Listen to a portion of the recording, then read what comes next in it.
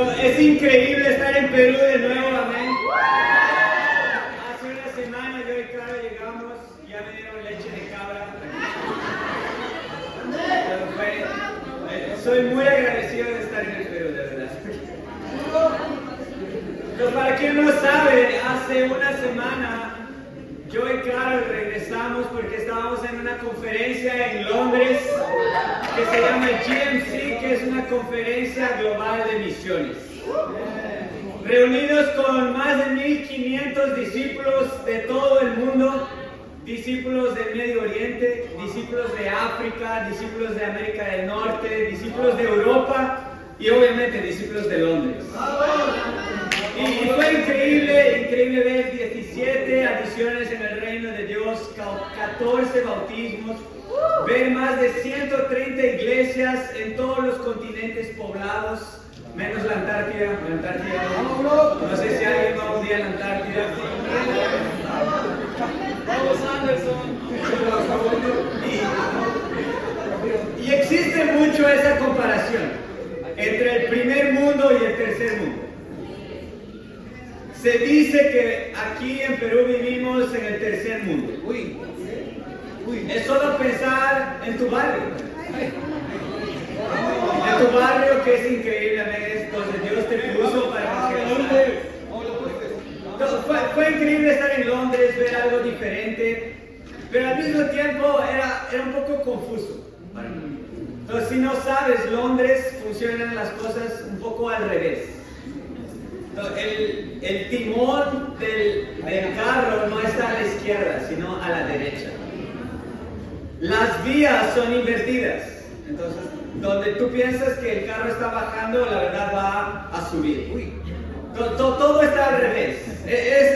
Yo sentí que me iba a gustar mucho porque yo soy zurdo. Me gustan las cosas al revés. Me gusta poner mi celular. Si tú ves mi celular, todo es al revés. Hasta mi reloj lo volví al revés también. Se puede hacer eso, es increíble. Y gracias a Dios yo fui con Carol, fui con mi esposa, porque estaba cruzando la pista en Londres y yo miré a ese lado, porque de ese lado viene el carro, en mi mente peruana. Y yo estaba pisando ya en la pista y el carro estaba viniendo de ahí y Carol me jaló. Casi muero en Londres, hermanos.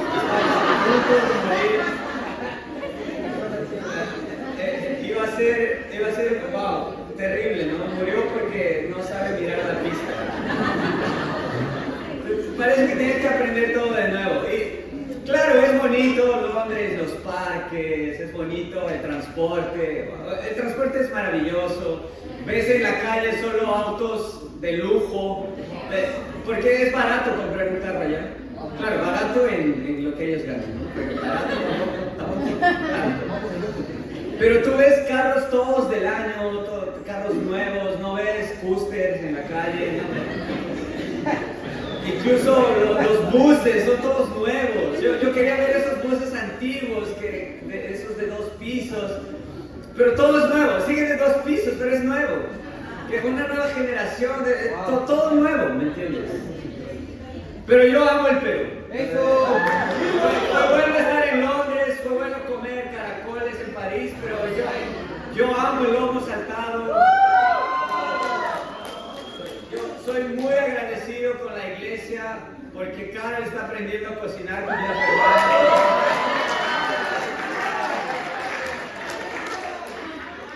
Y estuvimos en la conferencia, pero también pudimos aprovechar para estar con la familia de Carol. Entonces Carol tiene una tía que es casi como su mamá, con la que creció.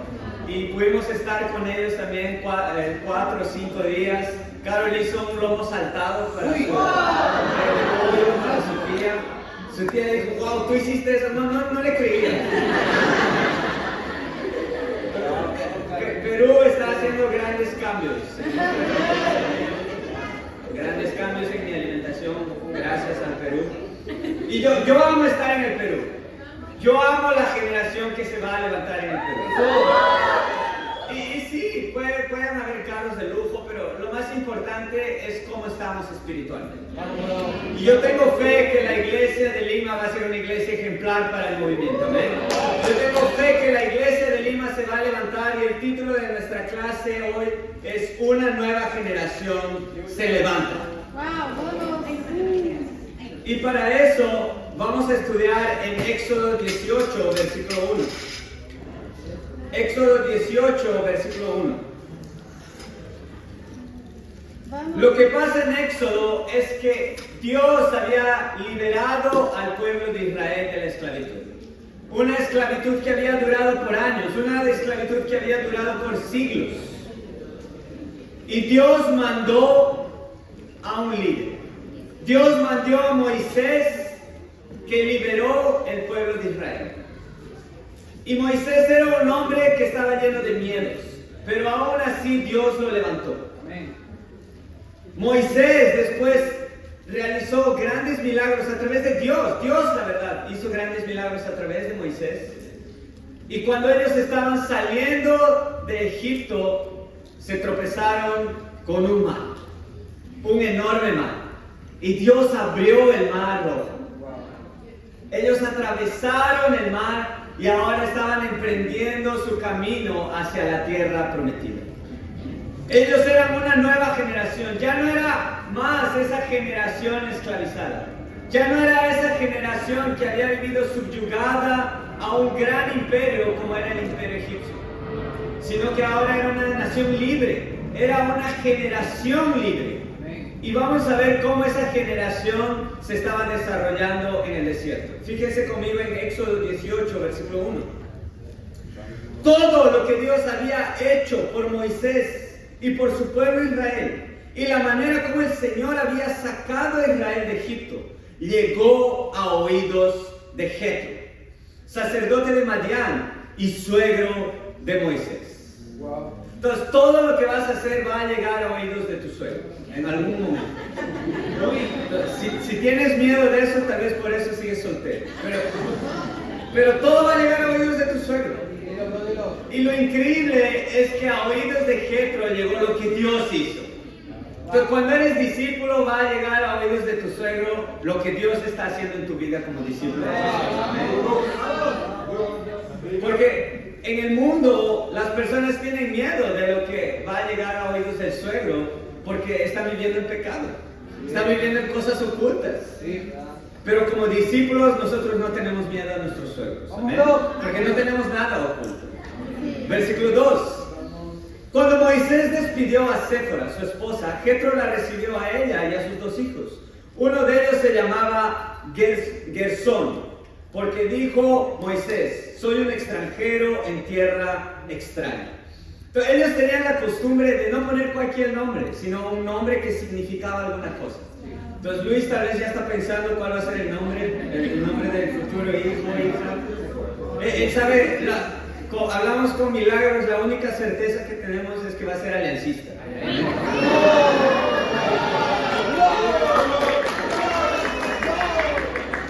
Amén. Algunos se alegran, otros no.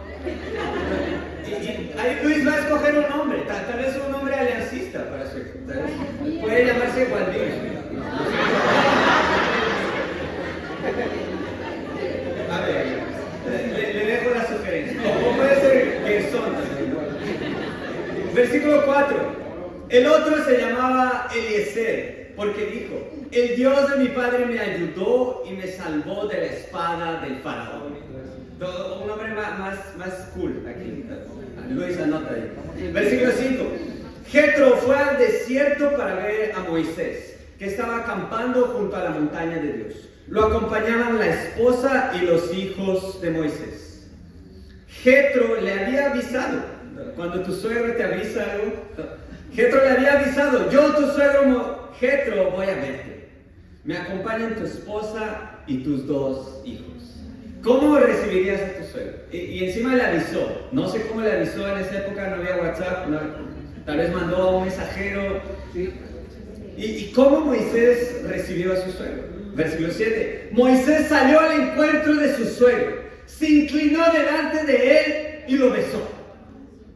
Wow, este hombre amaba a su suegro. Era un hombre que era que honraba a su suegro, al padre de su mujer.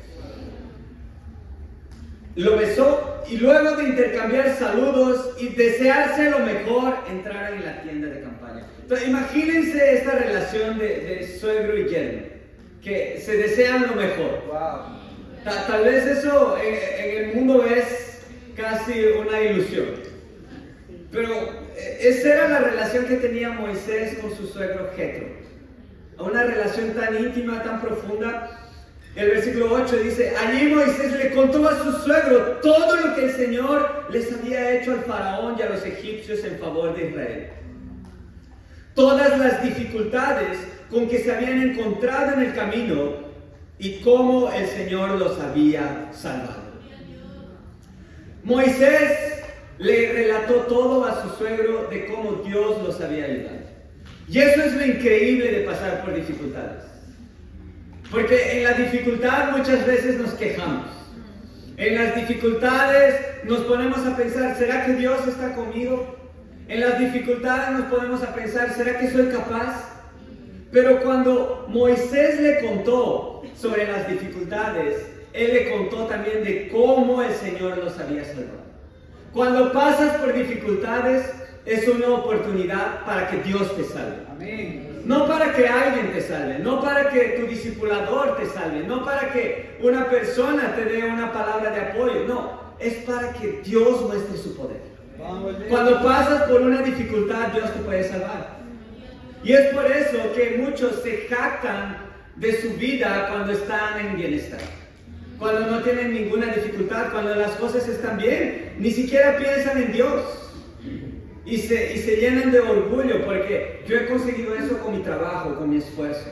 Pero cuando pasas con dificultades que ni tú mismo puedes resolver, ni tu discipulador puede resolver, nadie puede resolver, ahí te acuerdas, wow, yo sirvo a Dios.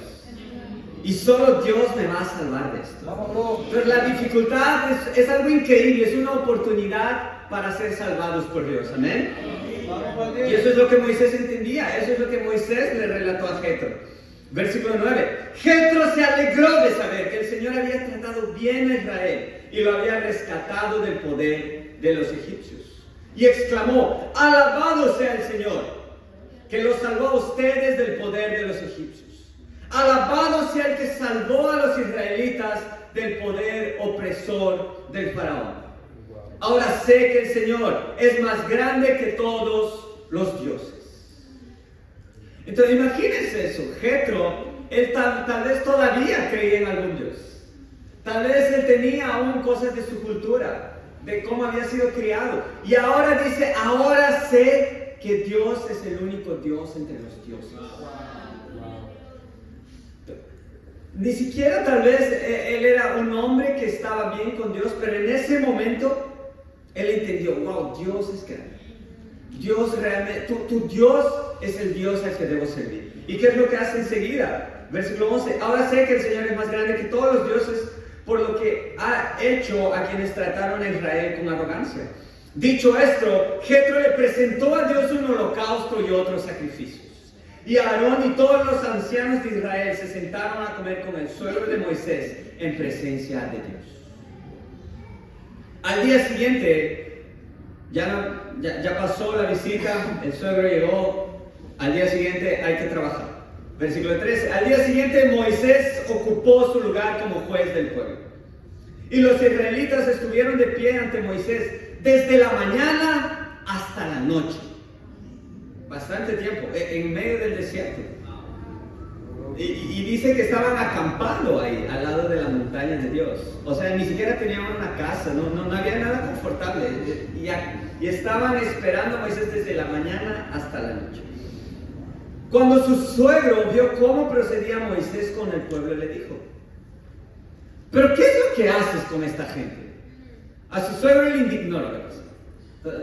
El suegro de Moisés no entendía. ¿Qué estás haciendo? No entiendo. ¿Cómo es que solo tú te sientas mientras todo este pueblo se queda de pie ante ti? ¿Y qué es lo que Jetro le dice a Moisés? Versículo 17. No está bien lo que estás haciendo, le respondió su suegro.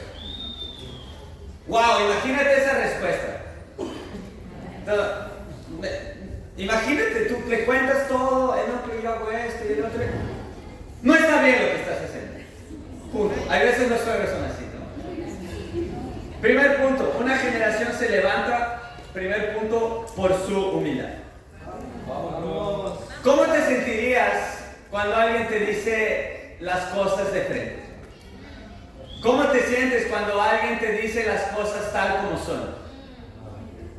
Moisés le contó lo que había pasado, pero Jetro fue sin pelos en la lengua y le dijo, no está bien lo que estás haciendo. Moisés tenía la opción en ese momento de ponerse crítico con Jetro. Pero ¿quién eres tú? Tú ni siquiera conocías bien a Dios. Recién ahora has hecho un sacrificio que yo te he contado. ¿Quién eres tú para darme un consejo, para darme una instrucción, para decir si está bien o no lo que estoy haciendo? Moisés podría haberse puesto crítico. Es que tú no has pasado lo mismo que yo, tú no has crecido en el mismo barrio que yo, tú no tienes los mismos papás que yo. Moisés podría haberse herido con lo que Jetro dijo. Ay, mi suegro, toda la vida mi suegro, cuando viene aquí solo me dice que no está bien, no está bien, no está bien. Nada le parece bien a mi suegro. Moisés no pensó en esto. No, Moisés no se puso a pensar en sí mismo, ay, pero yo ya lo estoy haciendo, yo que he hecho los milagros, ¿quién es él para decirme eso? No. Moisés fue humilde. Moisés fue humilde para escuchar a su suegro. Moisés fue humilde para escuchar, no importa cómo lo dijo, sino que importante es lo que dijo. No estaba bien lo que estaban haciendo. Versículo 18, Jetro le dice, pues te cansas tú y se cansa la gente que te acompaña. La tarea es demasiado pesada para ti, no la puedes desempeñar tú solo. Oye bien el consejo que voy a darte y que Dios te ayude. Tú debes representar al pueblo ante Dios y presentarle los problemas que ellos tienen. A ellos los debes instruir en las leyes y en las enseñanzas de Dios y darles a conocer la conducta que deben llevar y las obligaciones que deben cumplir. Elige tú mismo entre el pueblo hombres capaces y temerosos de Dios, que amen la verdad y aborrezcan las ganancias mal habidas. Y designa a los jefes de 1000, de 100, de 50 y de 10 personas. Serán ellos los que funjan como jueces del tiempo completo, atendiendo los casos sencillos y los casos difíciles. Y cuando la Biblia dice difíciles, eran difíciles de verdad. No era un caso sencillo, no era, pero me está pasando esto en mi vida. No, un caso difícil te los traerán a ti. Eso te aligerará la carga porque te ayudarán a llevarlo. Si pones esto en práctica y Dios así te lo ordena, podrás aguantar. El pueblo, por su parte, se irá a casa satisfecho. Versículo 24. Moisés se puso crítico con su suegro. Moisés se hirió con lo que su suegro dijo, porque lo dijo muy fuerte. Moisés no escuchó lo que su suegro dijo y siguió haciendo las cosas como le gustaba. La Biblia no dice eso. ¿Tu Biblia dice eso, Anderson?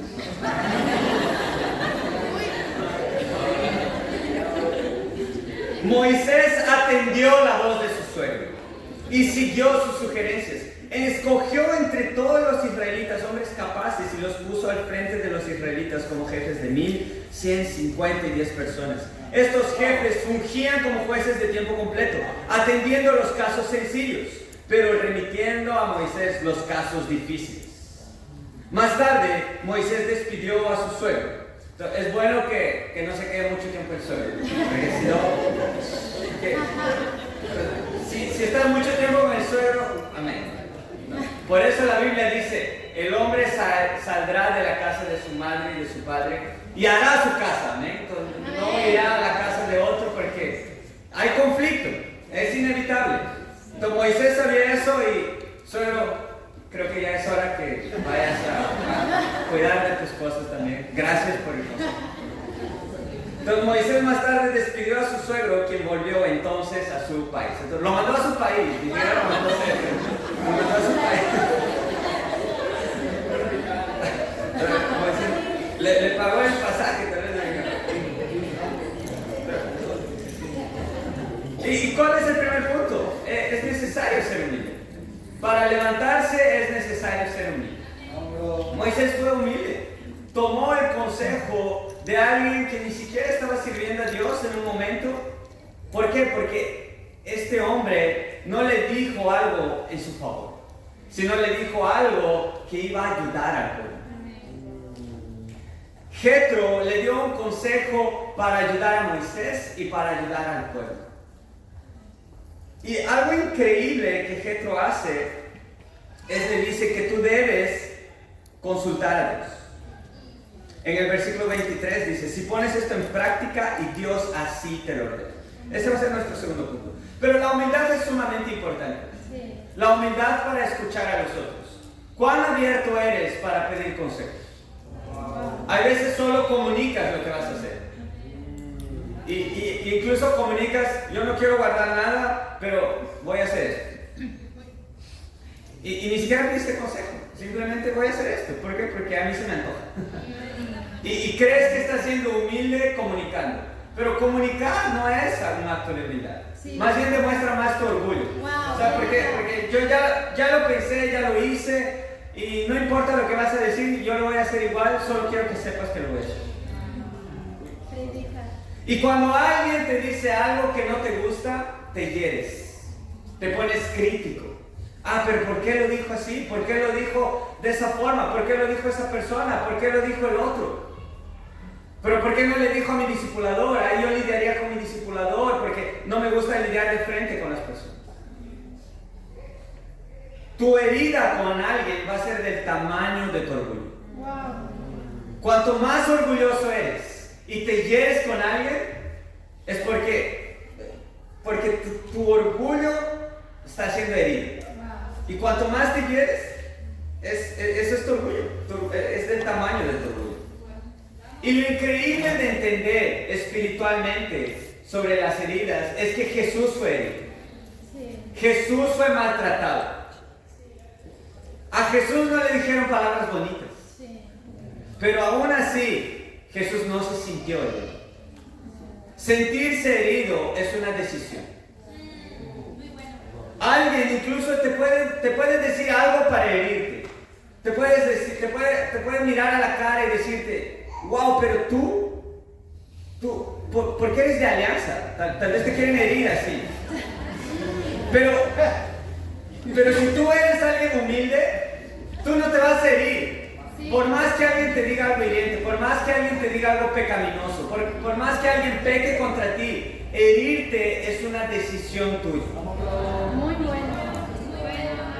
Y en el reino de Dios nadie quiere herirte. Nadie tiene la intención de darte un consejo o nadie tiene la intención de mostrarte algo que no estás haciendo bien con el fin de herirte. Pero ¿por qué nos herimos? Por nuestro orgullo. Sí. O incluso ni siquiera ya queremos escuchar a nosotros.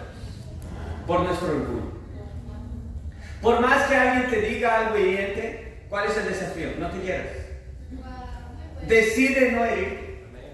Cuando alguien te dice algo por tu bien, recíbelo. Sí. Recíbelo como una ayuda en tu vida. Amén. Y mi desafío, ¿cuál es? Dile a tu discipulador que te hable sin pelos en la lengua. ¿Estás dispuesto a eso?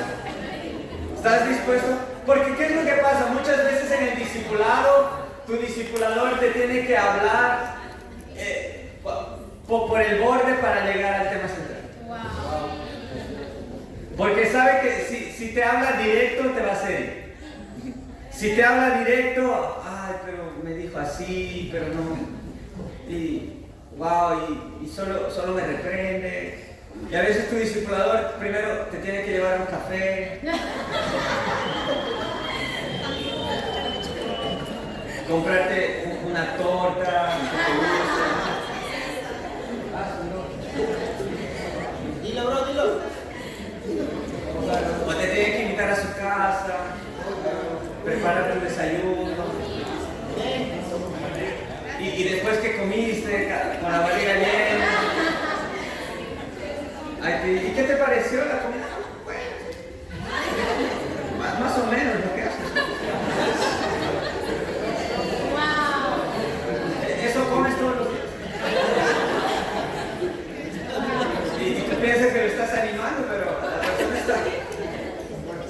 Y hay veces alguien que te tiene que rodear todavía, te tiene que casi hacer como un cortejo para llegar a tu corazón.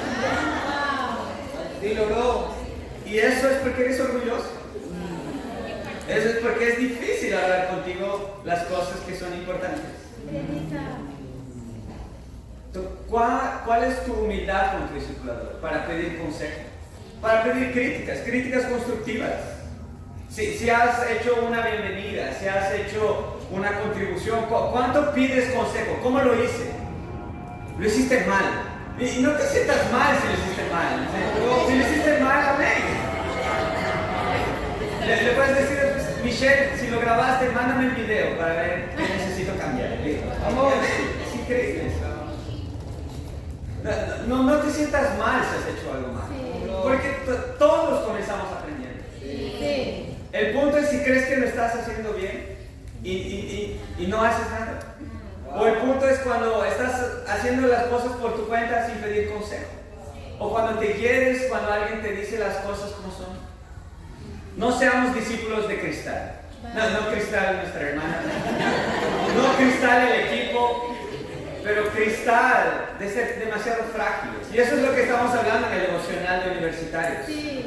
La generación Z, que es la generación de 1997 al 2012, que son una buena parte aquí, es también conocida como la generación de cristal. No les gusta que le reprendan, no les gusta que... Pero nosotros vimos en las escrituras que los discípulos no son así, ¿amén? Esa es la generación de cristal del mundo. Pero la generación de Dios es una generación humilde, que ve las críticas como algo para crecer, que ve los consejos como algo bueno para su vida espiritual. Y no es que solo son de cristal los de esa generación. Si tú has nacido también en otros años, muchas veces puedes ser de cristal y no te das cuenta. Entonces, es necesario ser humildes para no ser de cristal. Sí. Cuando eres humilde, no eres frágil, no te hieres fácilmente. Cuando eres humilde, incluso hasta te ríes cuando hay una crítica que no tiene sentido. Entonces, amén. Qué bueno eso. Segundo punto. Una nueva generación se levanta, segundo punto, por su madurez. Wow. Jethro fue bien claro. Jethro le dijo a Moisés, este es el consejo que te doy. Pero después de decirle eso, en el versículo 23 le dice, si pones esto en práctica y Dios así te lo ordena. ¿Por qué Moisés iba a poner en práctica ese consejo? Solo si él tenía convicción que Dios así se lo ordenó. Entonces yo no me imagino a Moisés diciéndole al pueblo, aquí van a cambiar las cosas porque Jethro me dijo que vamos a cambiar. Entonces yo voy a dejar de hacer eso porque Jethro me dijo que no lo haga. Yo voy a comenzar a hacer así porque Jethro me dijo que lo haga. Eso sería un símbolo de inmadurez. Sí. Sería un símbolo de no asumir la responsabilidad. Porque quien lideraba no era Jethro, quien lideraba era Moisés. Pero Moisés necesitaba que consultar a Dios. Esto es un consejo. Es un consejo increíble. Que no solo se ha aplicado en eso, sino que ha trascendido épocas. El principio de Jethro se aplica en empresas, el principio de Jethro se aplica en multinacionales, el principio de Jethro se aplica en cualquier organización. Pero Moisés no lo hizo solo porque Jethro le dijo. Moisés lo hizo porque él asumió la responsabilidad. Sí. Imagínense si la idea de Jethro era terrible. Entonces Moisés llegaba, chicos, Jethro dijo para que hagamos así. Ahí después de un tiempo no funcionaba y Moisés podría decir, es que Jethro dijo que lo hagamos así y por eso no funcionó. Y nunca asumen la responsabilidad. Por eso nuestro segundo punto es ese. Una generación se levanta por su madurez. Es un símbolo de la madurez asumir la responsabilidad. ¿Cuántas veces ya has hecho algo en el reino porque los otros te dicen que lo hagas? Y no porque es tu convicción.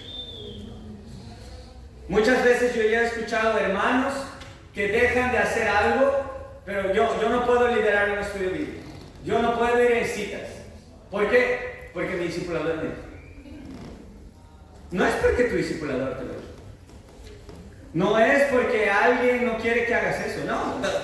Tú necesitas ir en citas con otros hermanos. Tú necesitas liderar estudios bíblicos. Pero no lo puedes hacer por tu pecado. Pero tú crees que no lo puedes hacer porque alguien te dijo que no lo hagas. O cuando haces algo, ¿por qué lo estás haciendo así? Porque mi discipulador me dijo. No es tu convicción, nunca va a ser tu convicción. Y cuando salga bien, el crédito va a ser para tu discipulador. Cuando salga mal, el problema va a ser con tu discipulador. Si sigues haciendo las cosas simplemente porque alguien te dice que lo hagas o te dice que lo dejes de hacer, estás tercerizando tu responsabilidad. Sí. Y eso es lo que en el mundo nos enseña, a tercerizar nuestra responsabilidad. Tercerizar tu salvación. No, yo ya estoy bien con Dios, yo soy salvo. ¿Por qué? Porque mi pastor dijo eso. Wow. No, yo estoy bien porque yo vi un video en TikTok y el Instagram que sigo, y ese chico es un youtuber que tiene 1 millón de seguidores y él dijo que para ser salvo hay que aceptar a Jesús. Y sí, yo ya acepté. Wow. Porque un TikToker te lo dijo. Dilo, bro. Predícalo. No, pero, ¿sabes? No estoy muy de acuerdo con el plan de salvación, no estoy muy de acuerdo con ser un discípulo comprometido, no estoy de acuerdo con priorizar el reino, que Dios sea más importante que mi familia porque mi mamá me lo dijo. Wow. Y tercerizas tu convicción.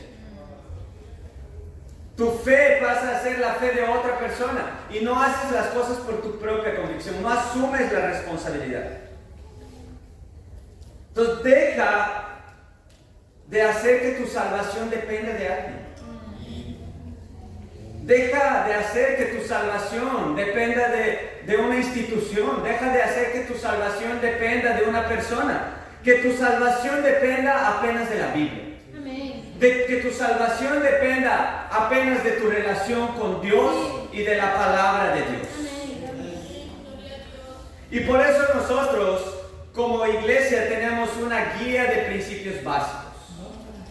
Una guía de principios básicos que no son la Biblia entera, sino que son los principios básicos que la Biblia enseña. Sí. Y nosotros no enseñamos esos principios básicos porque alguien nos dijo que lo enseñemos. No, nosotros tenemos convicción que esa es que en los principios básicos están los principios para llegar al camino de la salvación. Amén. Sí. Tú nunca vas a decir, el plan de salvación es la fe, el arrepentimiento y el bautismo, porque la guía lo dice. No, porque la Biblia lo dice. La Biblia deja muy claro cuál es el plan de salvación. La Biblia deja claro que Dios debe ser más importante que cualquier cosa en tu vida, que tus estudios, que tus placeres, incluso que tu familia. Si a alguien no le gusta eso, no es que no le gusta lo que un hombre está diciendo, no le gusta lo que la Biblia está diciendo. Dilo, bro. Sí. Y tú puedes ir y buscar en otras instituciones, tú puedes buscar a otras personas que te van a decir lo que te gusta. Sí. Que te van a decir, no, pero no es bien así, porque la Biblia fue hace 2000 años. Mira, ya es una nueva generación, la generación que le da libertad a su sexualidad. Y tú puedes hacer lo que tú quieras. Wow. Y eso es el problema cuando tercerizamos nuestra responsabilidad. Sí. Cuando le delegamos nuestras convicciones a otra persona. Y continúas haciendo las cosas porque alguien dijo o dejó de decir. Pero un símbolo de la madurez es asumir la responsabilidad. Moisés tomó la responsabilidad para sí. Jetro lo dijo. Qué bonito lo que Jetro dijo. Qué increíble. Pero déjame ver con Dios. Y cuando Moisés aplicó eso en el pueblo, lo hizo porque era su convicción. No es porque Jetro le dijo, sino porque, wow, esto va a ser bueno para el pueblo. Esto va a ser bueno para mí. No, la Biblia dice que solito él se iba a cansar. Él tomó la responsabilidad para sí. Fue un hombre, un líder maduro, e hizo no porque alguien le dijo que haga, sino hizo porque tenía la convicción de que era lo mejor para Dios. Amén, hermanos. Entonces ya pasaste mucho tiempo siendo alguien religioso, donde tu vida dependía de un líder, dependía de una persona, donde tu fe dependía de una institución. Ya pasaste mucho tiempo. Es hora de que asumas la responsabilidad. Si tú nos estás visitando y si te han invitado, no te han invitado para que sigas el plan de salvación de la persona que te invitó. No te han invitado para que tú sigas los consejos de la persona que te llamó para estudiar la Biblia, sino que estás aquí para estudiar las Escrituras. Entonces, ¿cuál es el desafío? Estudia las Escrituras, escudriña la palabra de Dios, examina la palabra y sé humilde con los principios de Dios. Sé humilde para aplicar esos principios de Dios en tu vida. Y también yo estoy muy animado en anunciar que los principios básicos del movimiento tienen una nueva actualización. ¿Amén? No han cambiado las doctrinas, los principios continúan el mismo, es el mismo principio. No es que ahora discípulos no enamoran con discípulas. Cuidado con eso, las cosas siguen igual, ¿amén? Pero han habido algunas nuevas actualizaciones. Por ejemplo, en el estudio del reino de Dios, cuando hablamos del sueño de Nabucodonosor, hay ahora una estatua que representa el sueño. Pues ya no vas a necesitar dibujar, pero a veces dibujas y no es muy bonito lo que... Amén. Tal vez era bonito cuando eras niño, pero ahora ya no es tan bonito. Y también principalmente en el estudio de discipulado tenemos una nueva escritura, Mateo 22, para entender por qué hacer las cosas. Hacerlo por amor a Dios y amor al prójimo. En el estudio de iglesia vamos a hablar más del corazón que de hablar de historia. Entonces, hay una historia larga, había una historia larga de que un líder que se levantó aquí y allá. Amén. Lo que nosotros queremos imitar es la iglesia de la Biblia. Lo que queremos imitar es la iglesia del primer siglo. Entonces, simplemente no está esa parte porque ¿para qué va a estar? ¿Se entiende? Pero los principios continúan los mismos. Yo y Carol vamos a preparar unas clases para poder explicar con más detalle los principios. Pero no cambia nada. El plan de salvación continúa el mismo porque la Biblia es la misma. El compromiso es el mismo. Nuestra vida a vivir como discípulos de Jesús es el mismo. Solo que ahora vamos a ver más nuestro corazón que hacer las cosas por hacer. Amén. Y nuestro último punto, una nueva generación se levanta, tercer punto, por su capacidad y temor de Dios. Versículo 21, Jetro le dice a Moisés: elige tú mismo entre el pueblo hombres capaces y temerosos de Dios, que amen la verdad y que aborrezcan las ganancias mal habidas. Para levantarte en el reino de Dios, ¿qué necesitas? Capacidad y temor de Dios. Amar la verdad y aborrecer las ganancias mal habidas. Y ese es el líder que Dios levantó después de Moisés. Fíjense conmigo en Josué 1, versículo 1. ¿A quién va a levantar Dios?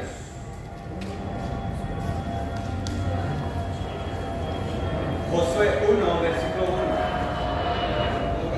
La Biblia dice: después de la muerte de Moisés, siervo del Señor, el Señor le dijo a Josué, hijo de Nun, asistente de Moisés: mi siervo Moisés ha muerto. Por eso tú y todo este pueblo deberán prepararse para cruzar el río Jordán y entrar a la tierra que les daré a ustedes, los israelitas. ¿Cómo era conocido Josué? Josué era el hijo de Nun, de donde nació, pero era el asistente de Moisés. En otras versiones dice el ayudante de Moisés. ¿Quién eres para tus líderes? ¿Eres el ayudante o eres el dolor de cabeza? ¿Quién eres para tus líderes? ¿El que asiste a tu líder o el que tu líder tiene que estar jalando cada vez más?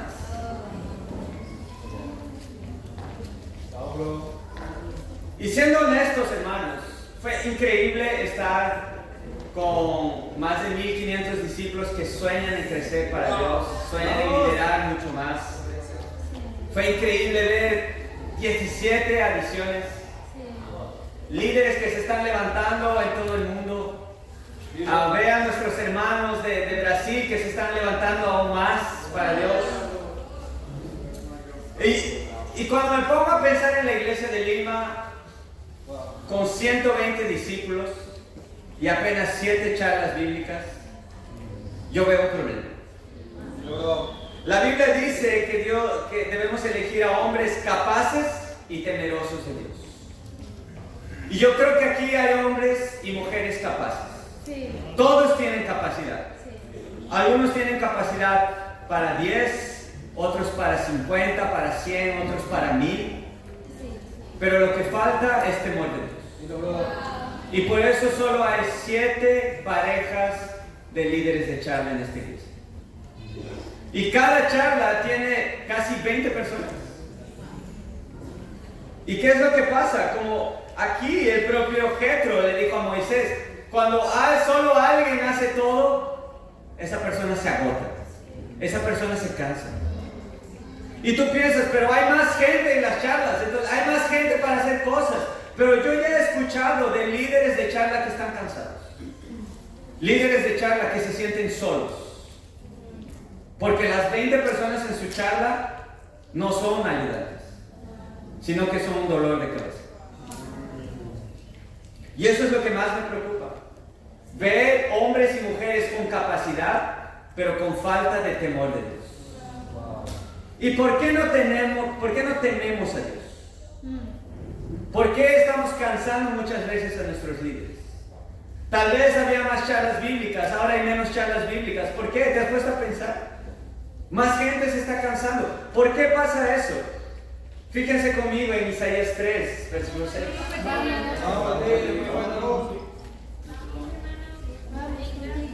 Isaías 3, versículo 6. Muy bueno, hermano. Un rato voy a tomar la leche. Isaías 3, versículo 6.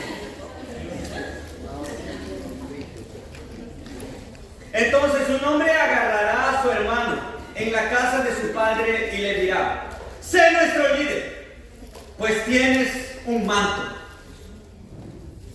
Hazte cargo de este montón de ruinas. Pero entonces el otro protestará, yo no soy médico y en mi casa no hay pan ni manto. No me hagas líder del pueblo. Nadie quiere liderar. Jerusalén se tambalea, Judá se derrumba, porque su hablar y su actuar son contrarios al Señor. Desafían su gloriosa presencia. Cuando nadie se levanta, es porque estás desafiando la presencia de Dios. Cuando nadie se levanta, es porque no entiendes que Dios es un Dios todopoderoso. No ves la presencia de Dios.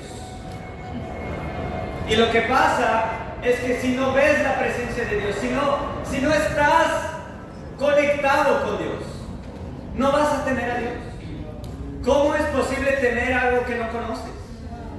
Eso me pasó una vez en Brasil. Yo llegué a Brasil el primer año, hace 11 años, en 2013, fui a Brasil. Y yo fui a hacer mi maestría. Entonces Brasil, chévere, todo el mundo juega pelota, baila. Esa era mi mente. Y en mi mente, a mí me gustaría conocer una favela. Entonces yo una vez fui y era más o menos unas 3 de la tarde. Entonces entré por una favela que había por ahí cerca de la universidad. Y es una locura en Brasil, porque hay favelas. Estás en un super barrio así, top, y al lado hay una favela. ¿Me entiendes? Es una mezcla así, una locura. Y yo entré a la favela y vi a la gente jugando fútbol y todo parecía normal. Me miraban raro, pero bueno, pasaba por ahí. Y dije, bueno, no pasó nada. Ahí después regresé por la favela, pero ya eran unas 7, 8 de la noche. Y ahí sí me dio miedo. Entonces yo no conocía la favela y por eso no tenía temor. Pero yo, por ejemplo, aquí en Lima ya tomo cuidado, ¿no? Los hermanos me dicen, no, pero bro, con cuidado aquí, con cuidado allá. Y como ya conozco un poco, ahí sí hay temor. Y lo mismo pasa con Dios. Cuando tú no estás bien en tu relación con Dios, cuando no estás animado en la presencia de Dios, tú no temes a Dios. Y por eso no te levantas, por eso cansas a líderes. ¿Y qué es un líder? Aquí la Biblia dice que ellos estaban buscando un líder que se haga cargo de las ruinas. Y esa es nuestra vida sin Dios, una ruina. Las personas quieren un líder, las personas quieren a alguien que les muestre la verdad.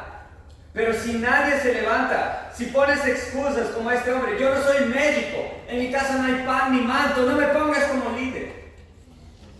Nadie quiere liderar, porque liderar implica sacrificio. Y yo quería con todo el corazón levantar a los 14 líderes de charla bíblica de la iglesia de Dios.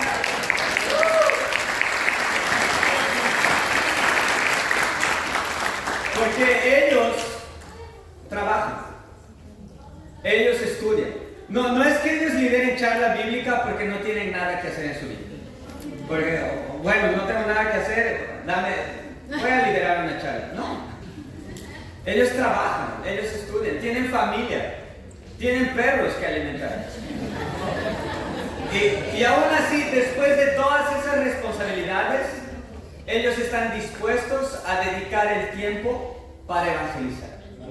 Dedicar el tiempo para avanzar el reino de Dios. ¿Cuán agradecido estás con tu líder de charla bíblica? ¿Cuánto estás ayudando a tu líder de charla bíblica? ¿Cuándo fue la última vez que hay veces los líderes de charla bíblica son los que llegan a las 8 de la mañana y tú ni siquiera sabes si ha desayunado? Pero tú vienes a las 10 de la mañana después de haberte comido 2 o 3 panes con chicharrón.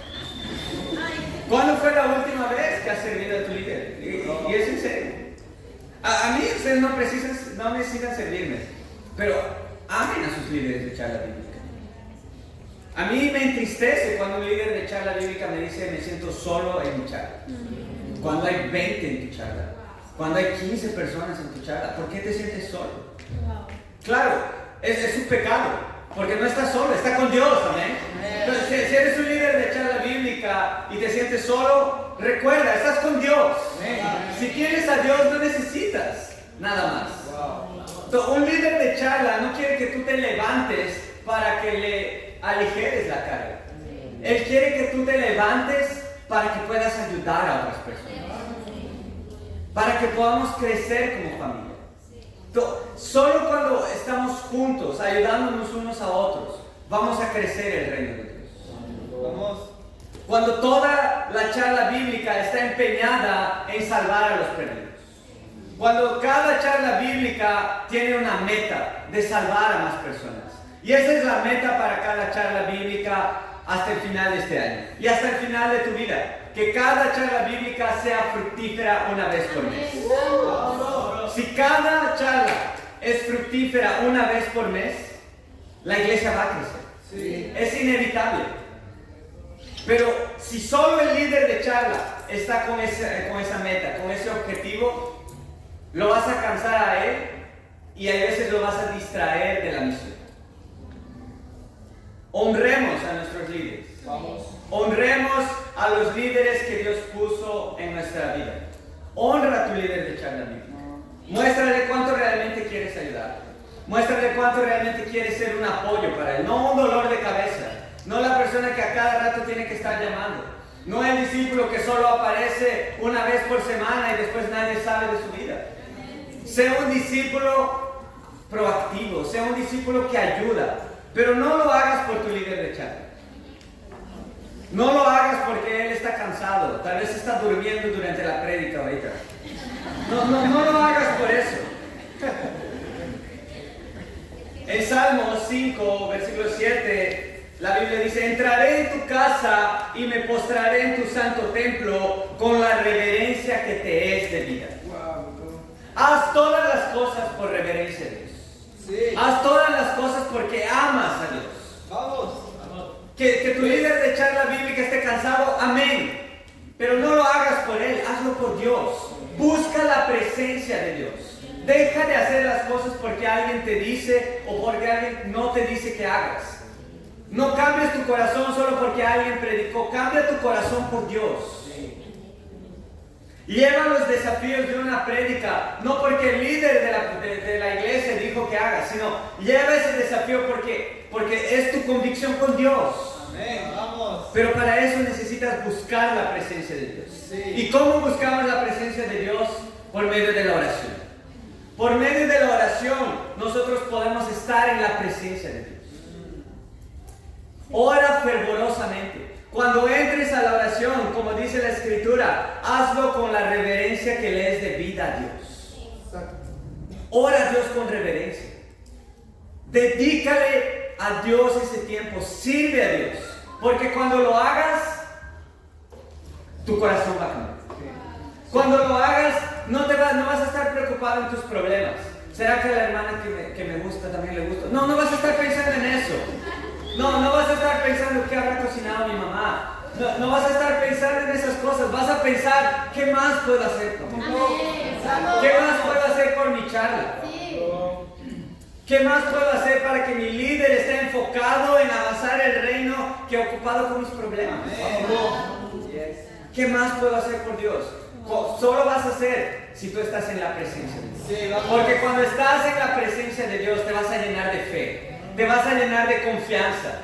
Y no va a depender de un hombre, no va a depender del líder de la iglesia el avance del reino. Va a depender de tu relación con Dios. Y cuando depende de Dios, no hay nada imposible. Cuando confías en Dios plenamente, no hay nada imposible. Vas a salir a la calle y vas a ver a las personas a los ojos y tú necesitas de Dios. No vas a estar tartamudeando, vas a decirle, necesitas de Dios, estudia la Biblia.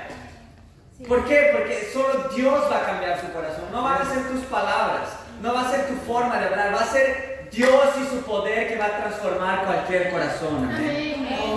En conclusión, hermanos, para levantar una nueva generación de discípulos, necesitamos levantarnos en humildad, necesitamos levantarnos en madurez y necesitamos levantarnos en nuestro temor a Dios.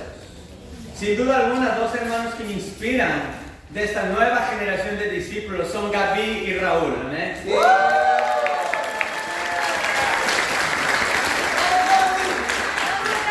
Tú siempre ves a Gaby, hermanas, estoy evangelizando y manda un montón de contactos. Son mujeres de 17, 20 años, 30 años, 40, 50. Y tú ves ese amor, pero ¿es solo ella que debe hacer eso? No. ¿Te sorprende que lo haga? No, eso debería ser el estándar de cada discípulo de Jesús. Y tú ves a Raúl animado, dando todo su corazón. Sí, tú, Raúl. Y tú te sorprendes, no te debes sorprender porque es su relación con Dios. Eso es lo que tú puedes hacer. Eso es lo que cada uno de nosotros podemos hacer. Y yo estoy animado con la nueva generación que Dios va a levantar. Porque hasta el 2036 el sueño de nuestro movimiento es tener una iglesia en cada ciudad con por lo menos 1 millón de habitantes. Amén. Y yo ya estoy soñando con el futuro líder de Trujillo. Amén. Estoy soñando con el futuro líder de Arequipa. Y se necesitan más líderes, se necesitan líderes para Ecuador, líderes para Venezuela, que aún no tenemos iglesia. En Venezuela hay 5 ciudades con más de 1 millón de habitantes. Vamos. Necesitamos una iglesia en Paraguay. Y ok, llegó 2036, ahora sí vamos a descansar. No, aún falta otras ciudades, falta Cusco, falta Chiclayo, falta Piura.